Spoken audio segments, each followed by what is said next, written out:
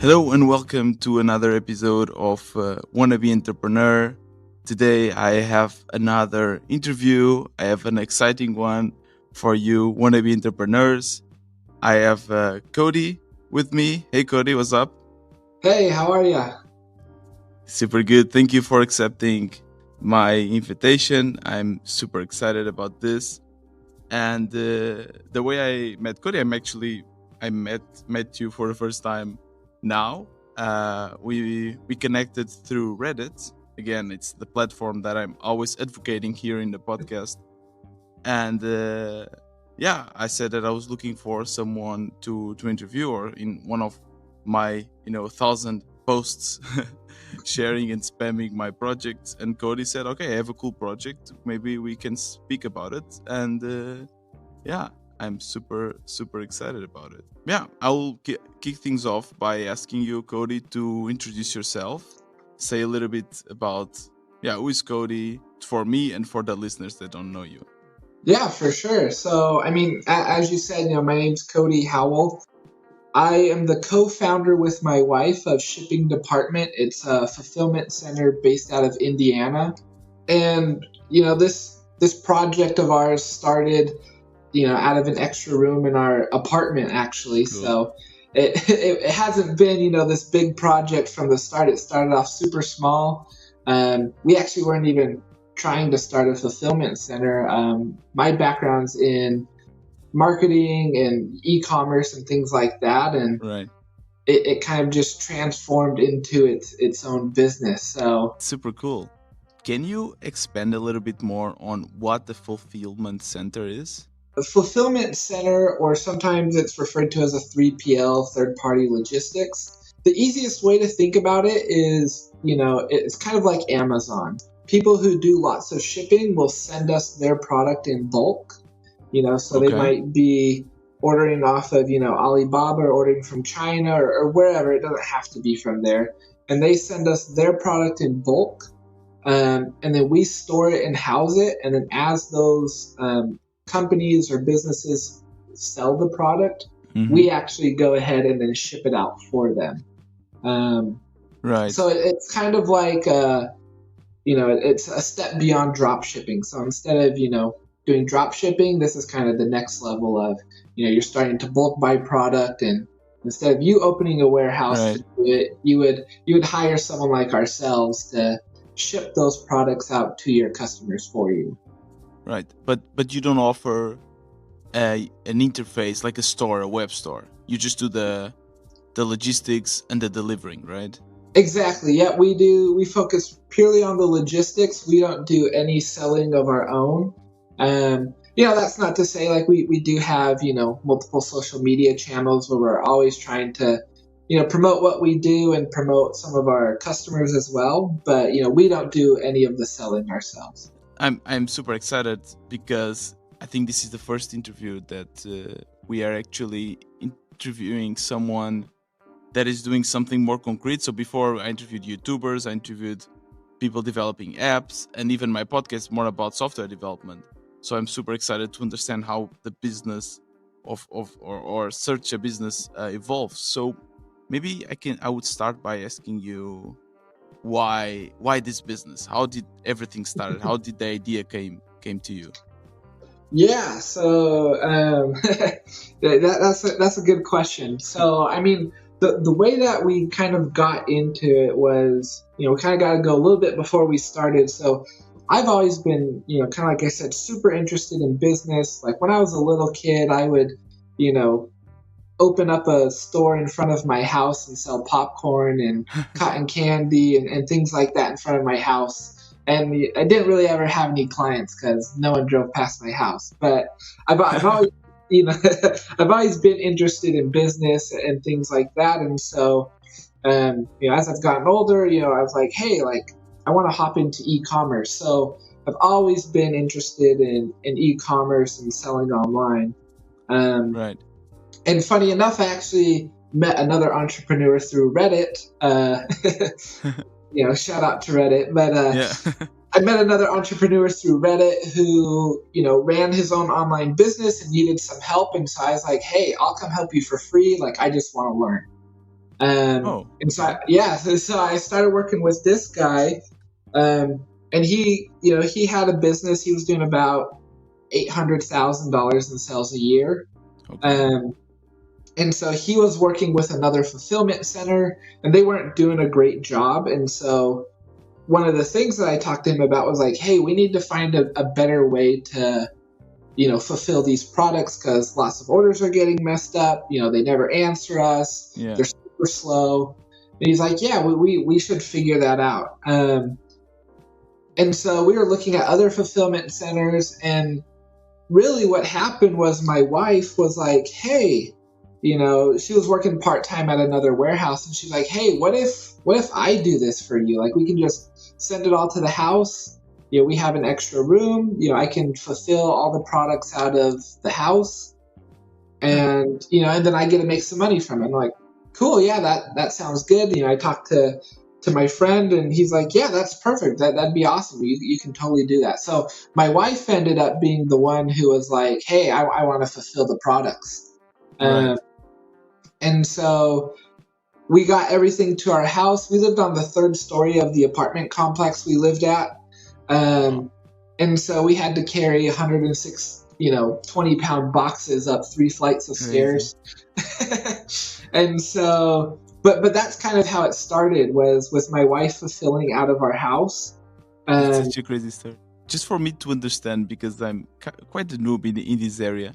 So basically then, when you say fulfill, so you're fulfilling some orders. This means that then the suppliers would come to your house and give you the packages, and you would store them in your own apartment. yep. And then whenever there was an order, you just send this from your apartment to the recipient, right? Exactly. Yep. So the suppliers would send the products in bulk to my house, Yeah. and then we carried up the stairs, That's and so crazy. then as the store sold the products, we would ship them out one by one. So he might send us 1,000 items, and then we would ship them out one by one to his clients. Whoa. And Yeah. all right, already 2 questions here, but first of all, the suppliers. So you already had suppliers from the other business you're working on, or how did you manage to get the first suppliers? Yeah, so the guy that I was working with already had suppliers, Right. and so it was just a matter of changing the shipping address. So instead of shipping it to the other fulfillment center, they would ship all the material to us. Right. Get it. And then how do you deliver the orders? Do you go yourself in the van, or how does that work? Yeah, so we actually, so when we first started, we used an app called ShipStation, and pretty much it's just they pooled together a ton of small businesses to get discounted shipping rates through UPS, through FedEx, through the post office. So instead of us delivering it to the customer, we would deliver it to UPS, and then Right. UPS would deliver it to the customer for us. Right. Okay, so in the beginning, you're doing the fulfillment, and then they would do the courier for you. And how did that go? Like, working from your house, what were the challenges? Was it easy to set up? Tell me about it. Yeah, so I mean, having that one client, it worked out of our house. It pretty much took up the whole room that we had dedicated to it. But really quick, we learned that we need more space. Like, if we want to grow, we needed more space. We needed more technology. We needed more equipment. Like, we needed more of everything. So we ended up, once my wife figured out, like, hey, this is how things work, we actually ended up leasing office space, inside of a bigger office. Right. And we would essentially say, hey, we need to rent one room, and they would rent us out one room. And then when we got another client, we say, hey, we need to rent out 2 rooms. They'd rent us out another room. So we just started like room by room until we had 4 or 5 rooms. And so at this point, this was your full-time job or not? yeah, so, and I actually still work my full-time job, actually. Okay. So, yeah, so my full-time job is I actually help run a LinkedIn ads marketing agency. So I'm the VP of operations for a small LinkedIn ads agency. So I do marketing, for my normal job, and then we do logistics and fulfillment, on our side project. But Yeah. the side project is growing to a lot more than a side project at Wow, this. that's great. Okay, so at this point, let's go back. Still, you are in your apartment, and your wife is doing the fulfillment. I guess the logistic part. I guess the packaging, sending, and so on. Yep. And what were your role? What was your role? Yeah. So she was doing the actual work of packing and storage and Right. getting everything ready to get shipped out. My role was more on the sales and admin side. So I'm getting the sales. I'm invoicing all the customers. I'm doing the customer service. So I was doing more of the admin side. The paperwork, and then my wife was actually doing the more warehouse physical work. Wow. And so you told us that for her it would be about 2-3 hours per day, right? Yeah, to start she's doing about 2 to 3 hours a day. Yep. And for you? And I mean, I was maybe doing 1 or 2 hours a day to start. Right. And just for me to understand the business model, then the way you make money is that the supplier gives you a percentage of the sale, or how does that work? So we actually don't work directly with the suppliers. We work directly with the business owner. Okay. So what happens is the business owner buys from the supplier and sends it to us. And then the business owner pays us a fee for packing and storage and holding all the product. Right. So yeah, it comes directly from the business owner itself. Why do you think this is such a great business at the moment? Did you like some market research? So why did you invest it on this? I mean, it really started out as just a way for my wife to have, extra work to do and make some extra money. Our plan wasn't to make this a business. So once she kind of figured out what she was doing, she was only working like 2 to 3 hours a day.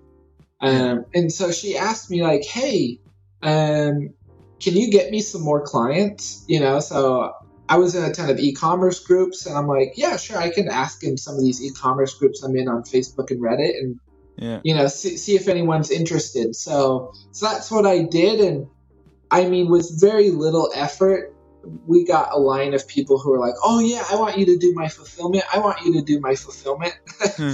So, we ended up bringing on 5 clients in about 2 months. And it got to the point where my wife was working more than 8 hours a day. So we actually ended up hiring a high school student part-time to help us out.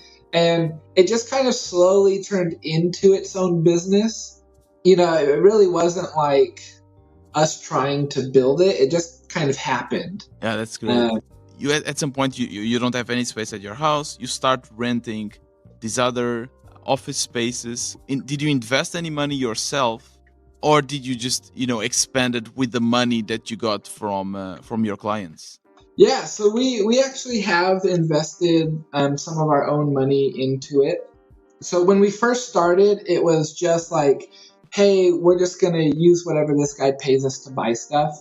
But as we started to bring on more clients, like we needed more equipment, we needed more space, and so we had a little bit of savings, and so we ended up using our savings to buy everything we needed to grow. Okay. Was that scary? It's super scary because, we've probably, since the start, we've probably put in, $30,000 to $50,000 of our own money into this now. And it's scary, because like right now I'm still working my day job and not taking a paycheck, to make sure that we can keep growing. And I mean, it is scary because you just never know, right? You never know if it's gonna all crumble at the end of the day. yeah, I can imagine. But one thing that is nice is that it's a simple business model. When you're doing something like software wise, let's say you're building an app or something, you require a lot of users to actually make money. But for you just need one client, right? It's a B2B business, so you just need one client and you're already making money. So that's, I guess, a little bit more relaxing. Yeah, it is a little bit more relaxing. The problem is the profit margins are really small. So Mm, on an order, we're making 20 to 50 cents per order. So we right. need to be doing lots of orders every single day to be making money. And so that's the scary part, is hey, we have 10 people who do 5 orders a day and then one person who does 150 orders a day. Hmm. But it's like if you lose that person who's doing 150 orders a Yeah, day, that's all your profit. exactly. So at this point, are you still renting out the space from this office, or how is this set up? Yeah, so we're actually no longer there. So what ended up happening was after Yeah. we grew, moved into that office space, we were actually doing that out of Utah. And what we noticed was about 70% of our orders were on the East Coast of the United States. Right. And we were located closer to the West Coast. Our clients were paying a lot to ship everything to the other side of the United States. Yeah. And it got to a point where I wasn't able to sell as many people because, they'd have let's say a 2 pound package and they're like, well, how much is it going to cost to ship it? And I'm like, oh, well, it depends on where it's going. It's going to be between $8 and $20. And they're like, well, that's a really big range. Like, I can't work Yeah. with that. So my wife and I decided, hey, we're going to move across the country Whoa. and we're going to move closer to where all these orders are going. And so we ended up moving to Indianapolis, Indiana, and that's where we're at right now. And we kind of restarted out of our house. So when we moved to Indiana, we rented a house instead of apartment. Wow. And we filled up our garage, we filled up our whole house. It was to a point where the house was full of product. Everything except for our kitchen and our bedroom was full of product. Wow. Yeah. And but so do you know why most of the orders were going to the East Coast? The way the states are set up is about 70% of the population live on the east half of the United States. Right. And so with most of the population living there, that's where most of the packages are going. Okay, gotcha. Walk me through that conversation though. You and your wife sit down and then you say, you know what? I think that actually we have a lot of orders going to the East Coast. Let's move. Was that easy? No, it was not easy. So that was like a 6-month conversation, and so I'd already talked to my wife before about potentially moving out here for other business opportunities. Mm-hmm. So she kind of already knew that I wanted to do something where we would move out here anyway. But when we decided to do it for the business, it was, kind of like you said, it was like, hey, a lot of our orders are going over there and I'm not selling any new customers because of our prices. It might make sense to move there. And so that was a 6-month conversation we had of, should we do it? Do we not? Do we keep this small and have a side project, or do we jump in and move out there? So, and that's what we did. We loaded up everything into a moving box and in my truck, and we drove out to Indiana. It was a 3-day drive. Definitely a big decision. How certain were you both that this would be a good decision business-wise? Yeah, so business-wise, we were pretty certain, like, hey, if we can move out there and get better prices, like, I'm pretty positive we can close more business. How positive, if we have to say, like, in a percentage-wise? Yes, I was probably 80-85% positive that it was going to work. Like, I was pretty positive about it. I'm also a pretty, positive guy. Yeah. I think everything's going to work, but, I was pretty positive because we have a pretty solid stream of people who want to work with us. And the biggest thing is pricing. That's always the biggest thing, is how much does it cost? How much is it going to cost me? And so by moving out to Indianapolis, our rates went from, in that example, I said $8 to $20. Well, now our range is $8 to about $12. So, we were able to cut our shipping costs almost in half by moving out here. So I'm like, if I could do that, it's a no-brainer. So, and before we came out here, I had already sold 2 clients before we even moved out here. Right. So there was product heading out to where we were before we even moved. Yeah. And you could keep your job, right? I guess it's a remote job. Yeah, and I was able to keep my job. I talked to my boss and told him, hey, like, this is what we want to do. And, he was super supportive of it, and he still is super supportive of it. Right. He's always like, hey, as long as your work's getting done, I could care less where you live and what you do. That's great. And at some point when I was trying also to do my own thing and working at the same time, I don't know, I couldn't manage to do both, because I always felt that when I was working that I should be working on my side hustle, and when I was working on my side project, maybe I should be working for my company. Do you have this feeling, or you can separate things? Yeah, it's definitely hard, that's for sure. I think the big thing is just setting a schedule. That's been the thing that's helped me the most, is having a schedule of, hey, this is the time I'm going to dedicate to my side project, and this is the time I'm going to dedicate to my job. So with me being here in the East Coast and all my colleagues being back on the West Coast, I kind of have a few extra hours in the morning. So, my day is normally, let's get into the warehouse, and I have 2 or 3 hours before anyone comes in to work at my day job. So my first 2 to 3 hours of the day are, great, let's get the warehouse up and running. Let's make sure everyone knows their tasks for the day. And then that's when I kind of go, okay, I'm going to have to step back a little bit and work on my job, because, that's what pays my bills. Have another 2 or 3 hours. And then when lunchtime comes, I'm back in the warehouse, making sure everyone's on task, making sure everyone knows what they're doing. In my case, though, it's been super helpful to have my wife be my business partner, because during the day, she's kind of the one managing all the employees, managing the warehouse, making sure orders are going out. And are you guys able to disconnect from your business, or is it like all you talk about? Oh man, it's we don't disconnect from it, and that is one of the hard parts of doing the business with my wife is we're together all day, every single day, and all we talk about is the business, and it gets hard. And sometimes there's times where, usually it's my wife. Normally I'm the one who always wants to talk about the business. And so lots of times my wife is like, hey, after 7 o'clock at night, we're not going to talk about the business anymore.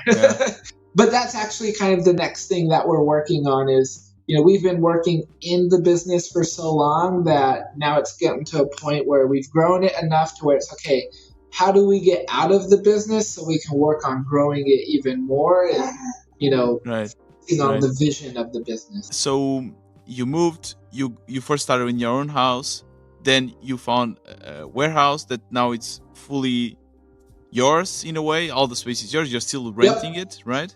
Yep. And did you hire people? So right now it's myself, my wife, and then we have 3 full-time employees that work for us. Wow. Okay. And then we have about another 3 to 5 like on-call people, because our business is very Black Friday and Christmas and every holiday gets really busy. So we don't need 6 people every single day, but so we have 2 to 3 people on call that we can call at any time, be like, hey, do you want to come work for a week or for 2 weeks, and they get that extra help. So money-wise, you're already able to pay, I guess, 3 or 4 paychecks. Can you also take money for yourself? Can you pay yourself as well? Yeah, so, and that's kind of the tricky thing. So in theory, so I could be taking a paycheck. My wife takes a paycheck. So it does make enough for that. The problem is it takes a lot of money to grow this business. And so that's the hard thing is, if I take a paycheck, then there's no money left over to grow. So where do you invest? Where do you invest the money to grow? Yeah, so the biggest investment is software. People don't think of it, but there's a lot of technology that goes into a fulfillment center. And so as we get bigger and we try to automate more things, we just need more software, which, comes down to needing more equipment. And so software, where would you use this software? Yeah, so I mean, like the basic software you need is like we need software to pull orders from people's stores. So we need something that hooks into Shopify and WooCommerce and Amazon and eBay. So we need that software. Yeah. So you have a team of developers working on that. Yeah, so we have some freelance developers that we'll hire to do things on. So we don't have like a dedicated team. Do you have any background on software development? A little bit. In my normal job, I actually oversee the development of our own internal tool for the LinkedIn ads. So I have been doing, I guess like project management for some software development. So I know enough to get by. By no means am I a pro at it, but I know enough. I can read code. I can't really write anything, but I can read enough to understand what's going on. Okay, yeah. No, but it's already super useful, because if you have only to manage, right, and to understand if the code is more or less well written, and you need to know how to communicate with the developers, but you don't need to actually code, right? So if you have that background, that's already really good. Yeah. Yep. You are now trying to reach the second phase of your business, which is a way for you to maybe step out from the operation side, maybe you and your wife, and start maybe more delegating, scaling it up. What do you have in mind? Yeah, so yeah, really our second phase is right now we're really focusing on getting the process and system working like a machine, where we don't have to be involved, where we can just say, hey, here's the process, go follow it. So that's really what we're working on over the next 2 months. And then, once we kind of have that down, my focus is going to be strictly on sales and bringing people in. Right. And then, from there, once we have the process down, it's really just copy and paste, and we can go open, another warehouse, another 2 warehouses, And right. Are you still worried about the business, or were you already able to get the money that you invested back? So we haven't gotten back our investment as far as like pulling it out of the business. Like we're still keeping that money in the business, but the business is worth a lot more than we initially invested into it. So right now we're on track to do roughly $400,000 in sales this year. I'm not worried about our, $30,000, $40,000, $50,000, because if we did decide to sell or whatever, we would get it back on that end. So I'm not worried about it, especially because, I'm still able to do my normal job and we're able to cover our bills. So what were the top lessons that you got so far from this business? Yeah. When we moved from Utah to Indiana, we had to take all that product with us. And that was something that was really hard to do. And what we actually ended up doing was, one of the coworkers I work with was like, hey, I'll help you out, and I'm like, cool, that'd be sweet. And we actually got to Indiana.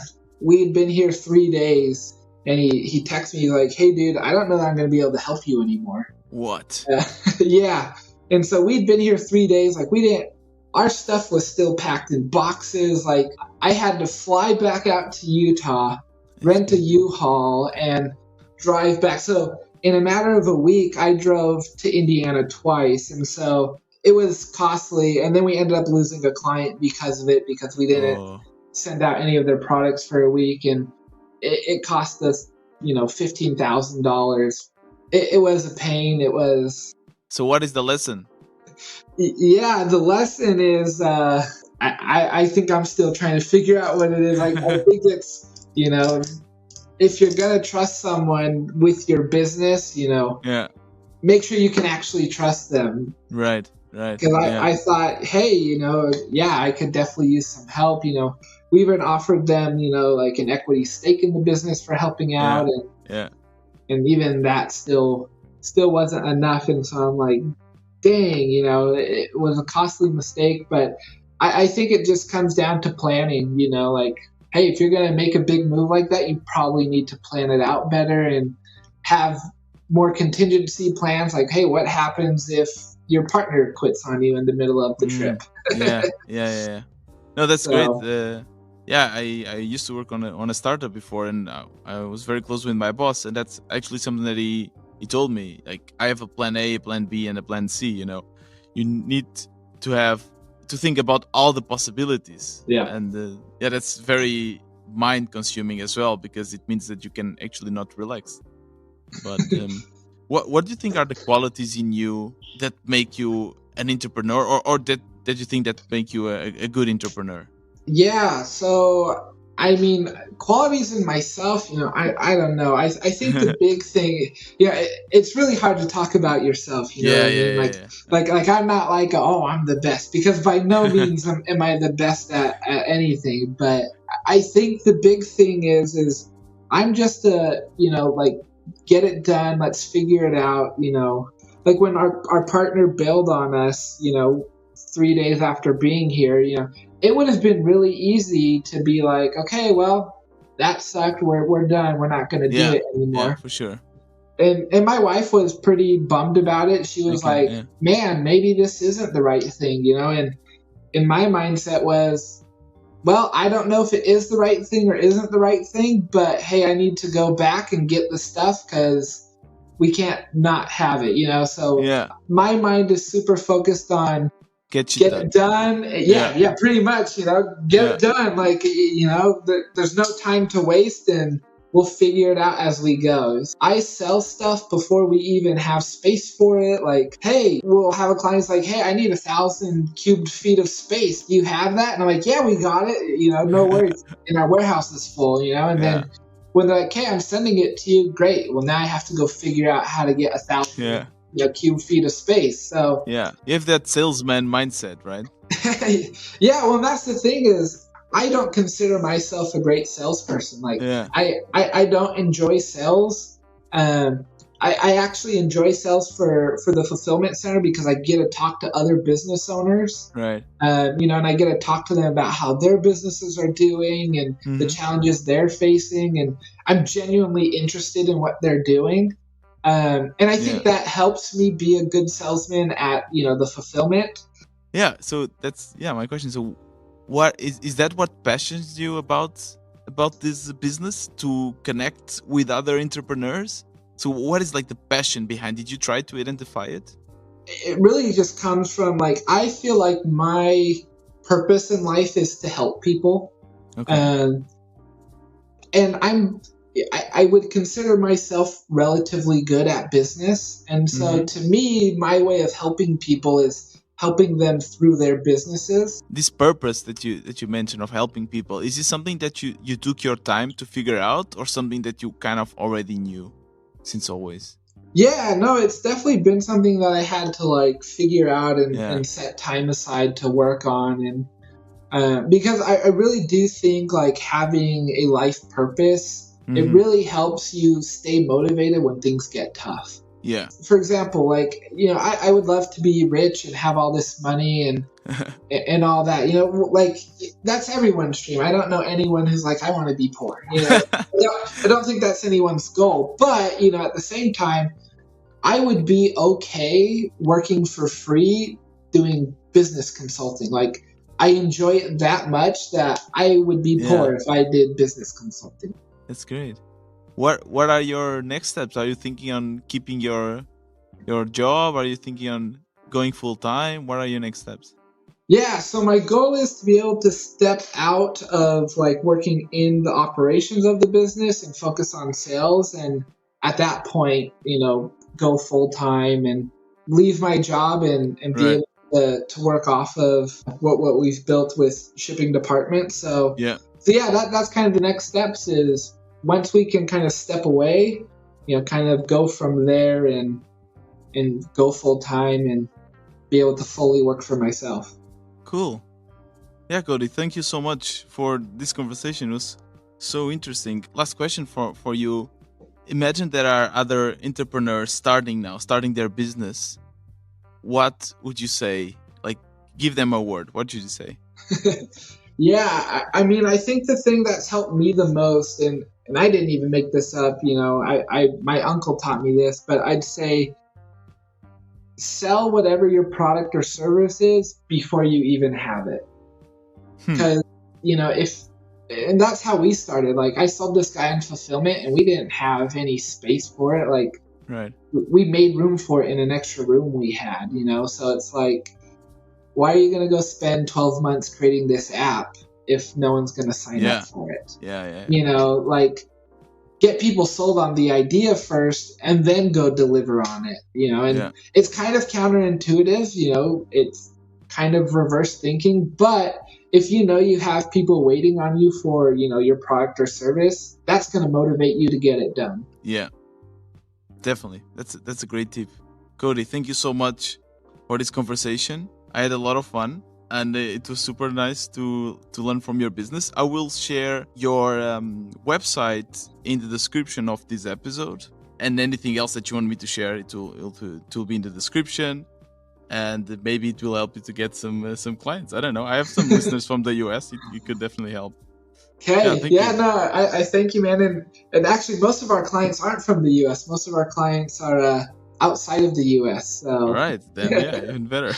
even better. So Yeah. perfect. No, I appreciate you having me on and having this conversation. Yeah, cool. Thank you very much. Awesome, man. Thank you. And this was another wannabe entrepreneur. I hope you had as much fun as I did. And if you like this content, if you like these interviews, you can become a wannabe entrepreneur member. The link will be in the description. Thank you very much and see you tomorrow.